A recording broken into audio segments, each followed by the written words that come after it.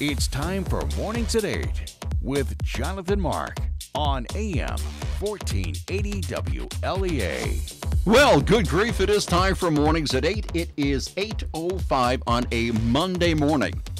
That's right, Monday morning, unmistakably Monday, the start of the work week, start of the school week, and we are off and running.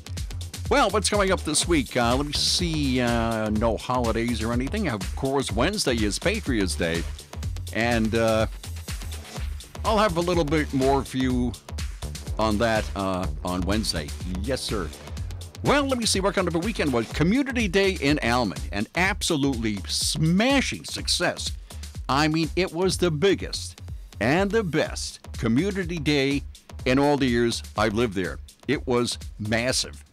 Man, I think everybody had a yard sale going on.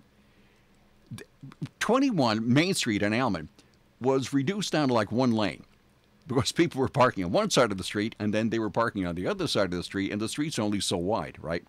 So it was, man, it was good. And as a matter of fact, I made a list of all the entries in the parade. Unfortunately, I was arguing with one of our cats this morning as I was heading to work, Mr. Abernathy. Now, Mr. Abernathy, nice little guy, but he didn't know if he wanted to come inside or stay outside.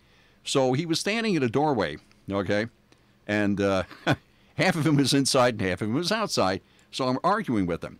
And I put my big stack of, all these stories down, and I scooted them inside, and then I picked them up and left the list at home. So I don't have a list of all the entries.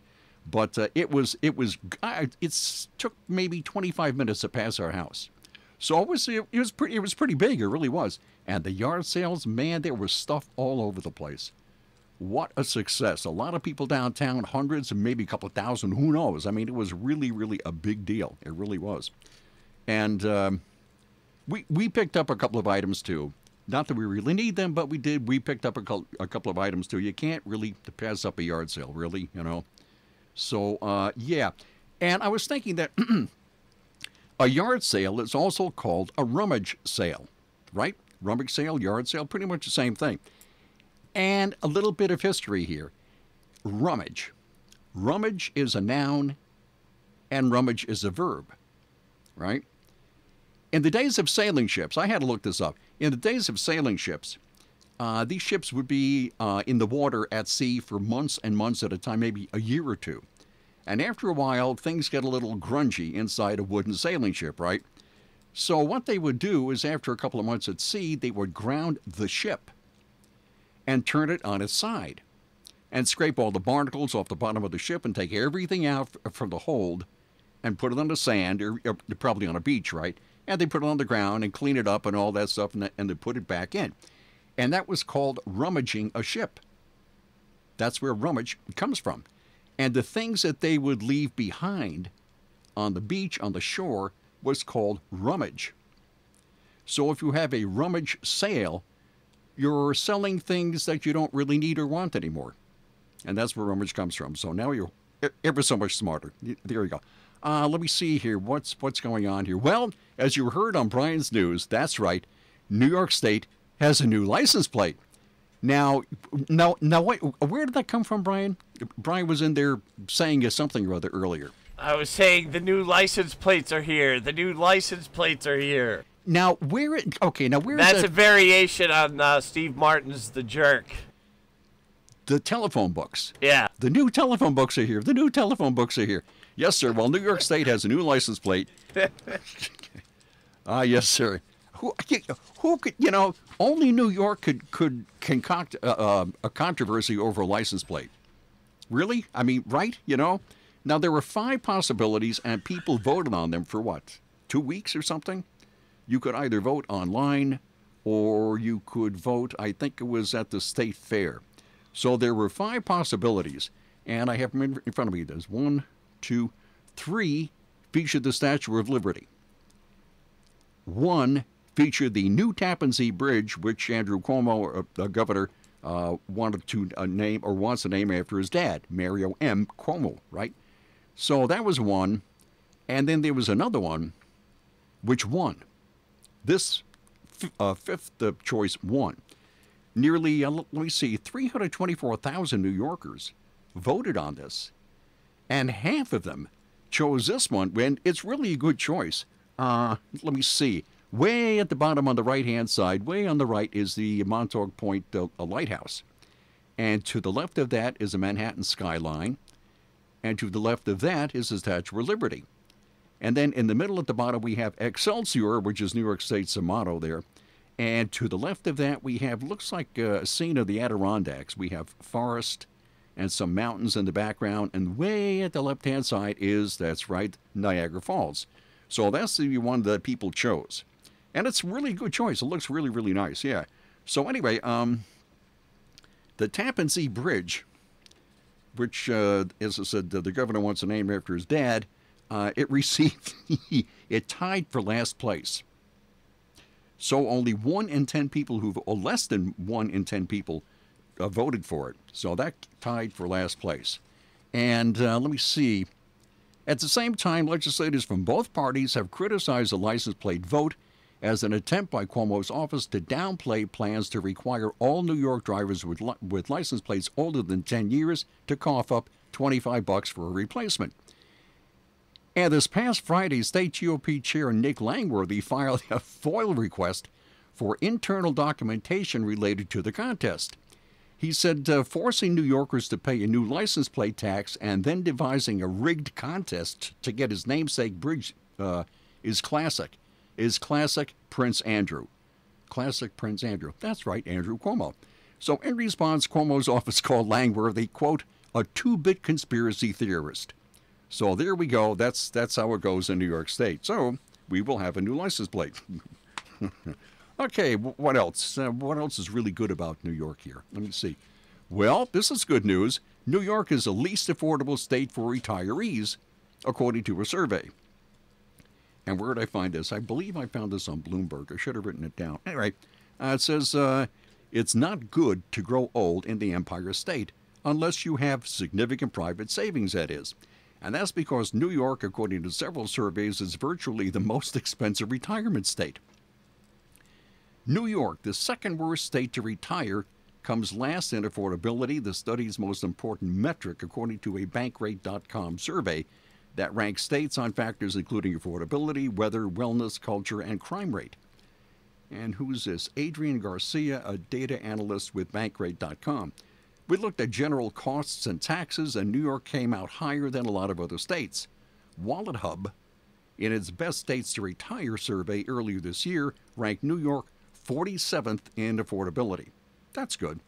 Another early survey from Transamerica Center for Retirement Studies found that when choosing where to live in retirement, an affordable cost of living is the biggest factor. For those retiring here, that could be a little dicey. The survey shows many retirees would-be retirees have little in private savings. Social Security is a primary source of income for most retirees, and 2/3 of retirees indicate it'll be their primary source of income over the course of their retirement, the Transamerica report said. But the average monthly payment this year, according to the Social Security Administration, is $1,461. And that comes to an average annual Social Security income of about $17,500. That's really not a lot of money. Imagine living in retirement on that income, said veteran financial advisor Charles Hughes in Bayshore, New York. He added that some aren't waiting for retirement woes. Millennials are now leaving the state in droves, he said. So, one of the worst states, the least affordable state for retirees, and one of the worst overall. Okay, that's very good. And what else have we here? Well, Congress is back in session. They are back in session as of this morning. So we'll see what kind of mischief they can cause down there. That should be a lot of fun. Let me see what's on the agenda. Well, guns, of course, right? Okay, guns. And the border wall and the impeachment. That's right. All that will be going on in Washington. And so off we go for another session. Yeah, there we go. All righty. What else here? This is kind of interesting. Another world-renowned climatologist and political commentator has weighed in on a number of issues. And who might that be? Mick Jagger. That's right, Mick Jagger, Jumpin' Jack Flash. He has weighed in on a number of issues, bringing all his expertise in a number of fields. Let me see, yes, sir. Rock legend Mick Jagger attacked U.S. President Donald Trump for his rudeness and lies Saturday and for tearing apart environment controls when America should be setting the standard for the world. That's according to Mick Jagger. The Rolling Stones singer said he was absolutely behind young climate change activists who had earlier occupied the red carpet at the Venice Film Festival, where he was starring in some kind of movie or something. Anyway, Jagger said he deplored how politics has descended into name-calling, including in my own country this week, he said. And that's a reference, of course, to British Prime Minister Boris Johnson, comparing opposition Labour leader Jeremy Corbyn to a big girl's blouse, whatever that would be, and a chlorinated chicken. Maybe that's how they talk in England. But so he compared opposition Labour leader Jeremy Corbyn to a chlorinated chicken. Okay, it's probably a British thing or something, I don't know. Anyway, so old Mick Jagger, now 76, can you imagine 76 years old? He is 76. Bewailed the, quote, polarization and incivility in public life. Although the one-time bad boy of the 1960s rock admitted he was not always for civility himself. But when you see it now, he says, in so many countries, including my own this last week, but particularly the U.S., it's a sea change. That's probably another English thing there, a sea change, S-E-A. I don't know.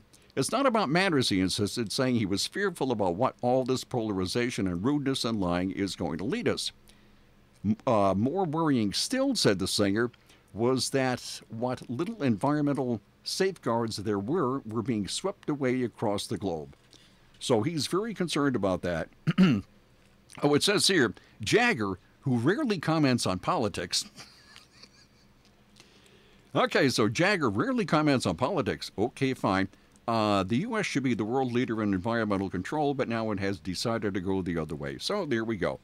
Oh, also, okay, another one, Donald Sutherland, another environmental activist and expert, you know. He's taking pretty much the same stance as Mick Jagger. So we have Donald Sutherland and Mick Jagger. And, yeah, okay, fine. That's very good. Yeah. Oh, who else have we here? Somebody else. So Mick Jagger, Donald Sutherland, and there, oh yeah, let me see. Sutherland says they are ensuring the ruination of the world. As far as environmental disasters go, let me see. They're ruining the world. All right, so that's Donald Sutherland. And what else have we here? Speaking of good news, typhus, the disease, is making a comeback. And this I got from The Hill. Is a Dark Ages disease the new American plague threat? Yeah. Diseases are re-emerging in some parts of America, including Los Angeles County, that we haven't commonly seen since the Middle Ages.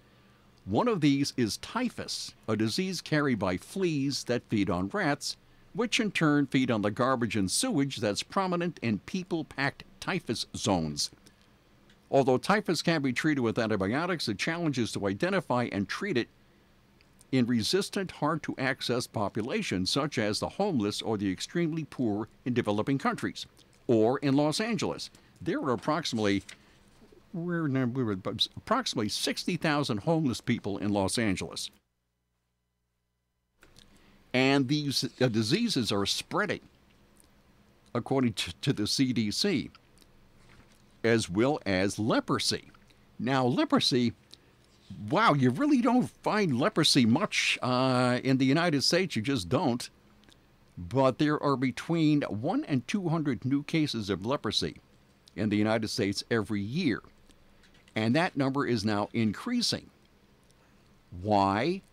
Because Los Angeles has 60,000 homeless people lying around. They have garbage and sewage and, how shall I phrase this, human waste just laying around. Of course, the place is run by liberals, right? So that's probably what you'd expect. So anyway, yeah, So leprosy is making a comeback. Typhus is making a comeback. And there you go. That's Los Angeles for you. Very, very good. Very good. And let me see. Oh, well, insurance. Insurance, that's right. Everybody needs insurance. And in Los Angeles, boy, I guess you really do need insurance there, don't you? Well, let me see. How about the Ryan agencies? You can do no better than the Ryan agencies with offices in Hornell and Jasper and Wellsville. They are insurance experts. They offer sound, unbiased advice. They don't work for any one company. They check all the companies out there to find the best deal for you. They're friendly. They're local. As I said, they're local insurance experts. And essentially, it's like having your own personal insurance advisor and shopper. What could be better than that? I don't know. You can always give them a call in Hornell at 324-7500, in Jasper at 792-3800, or in Wellsville at 585-593-4244. They are the Ryan agencies.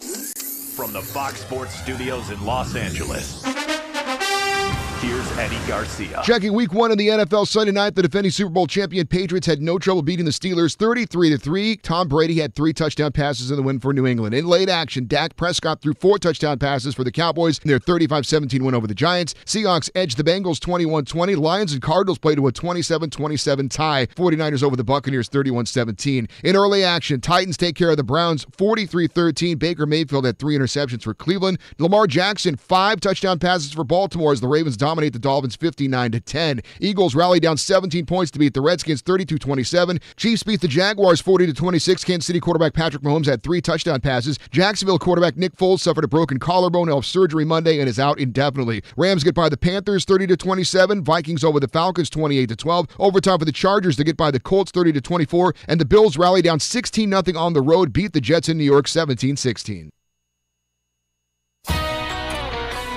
From the Fox Business Network, Boeing has suspended some final tests of its 777X wide-body plane. The Seattle Times says in tests subjecting loads and stresses to the plane, a cargo door exploded outward. The accident happened on a test plane, which is not intended to fly. Boeing says other testing of the jet is continuing. J.P. Morgan Chase is close to being named the main bank advising Saudi Aramco with its initial stock offering. Reuters says a final decision is likely to come later this week. Aramco is the Saudi Arabian oil company. Newark Liberty Airport had the most delayed flights this summer. Passenger advocate company Air Help says more than 1 in 3 flights were delayed by 15 minutes or more. The Dow was up 69 on Friday. NASDAQ dropped 13, S&P up 2. With the Fox Business Report, I'm Jenny Cosola. Do you want to learn to speak a new language but don't have enough time? Then you need to try Babbel, the language learning app that you can try for free right now at Babbel.com. Babbel's lessons are just 15 minutes or less, and you can go at your own pace. You'll be amazed at how easy Babbel makes it. Start your first lesson in the language of your choice for free. Just download the Babbel app or go to Babbel.com now. That's Babbel.com. Today at Simmons Rockwell Ford, drive away in a new Ford F-150 lease for only $339 a month. A new 2019 F-150 STX Crew Cab 4x4 equipped with a 2.7 V6 EcoBoost engine, running boards, 20-inch alloy wheels, lease with no money down and Ford Trade Assist for $339 a month for 36 months. Only tax and DMV fees are due at signing. Shop Simmons-Rockwell.com.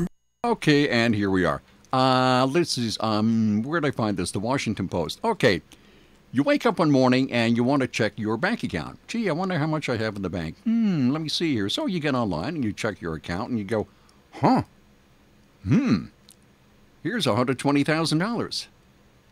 I didn't put $120,000 in the bank. Honey, did you? And she says, no, I didn't. So all of a sudden you have $120,000 in your bank account, which wasn't there the previous day. And you go, wow, $120,000, eh? So what do? You find $120,000 in your bank account, which wasn't there the previous day. So what do? Do you call the bank? it's really not mine. I know that. I didn't really deposit $120,000. Nobody won anything, you didn't, So what would you do? Probably call the bank. Or you could go and spend it, right? And that's what this couple, Robert and Tiffany Williams of Montoursville, Pennsylvania, did. They spent it. No, they didn't call the bank. They spent the money. Let me see. When a non-hypothetical $120,000 intended for a business was accidentally transferred into their bank account because of a teller error, the couple splurged on a camper, a Chevy of some sort, a race car, and other things. State Trooper Aaron Brown told the local newspaper, and authorities say they also distributed $15,000 to friends who needed the money. All told, they spent $100,000 in about 2.5 weeks. So eventually, though, the bank contacted them on or around June 20th after sending the money to the correct account. The bank notified Tiffany Williams, 35, that they were responsible for returning all the funds. The withdrawal resulted in a $107,416 overdraft because the couple's bank account had only $1,121 in it before the accidental windfall. So Tiffany first assured the bank that they would work out a repayment plan with her husband, but she eventually ceased communications. Oh, you don't want to do that. That is kind of shocking, a neighbor said. With all the procedures the banks have set up, checking and double checking and triple checking, there's no way anybody gets away with that stuff. So, let me see. After they spent this money, now they're charged with, theft, receiving stolen property. They appeared in court last week and posted bail of $25,000 each. I wonder how they got that $25,000. Anyway, so they posted a bail of $25,000 each. And there you go. So rather than contact the bank and say, hey, this isn't our money, they went and spent it. Okay, there are people like that, and there you go. Okay, let me see. Do I have time? No, I don't. I'll leave this for tomorrow. Okay, that's it for this morning show, and I will see you tomorrow at 8:05. Bye.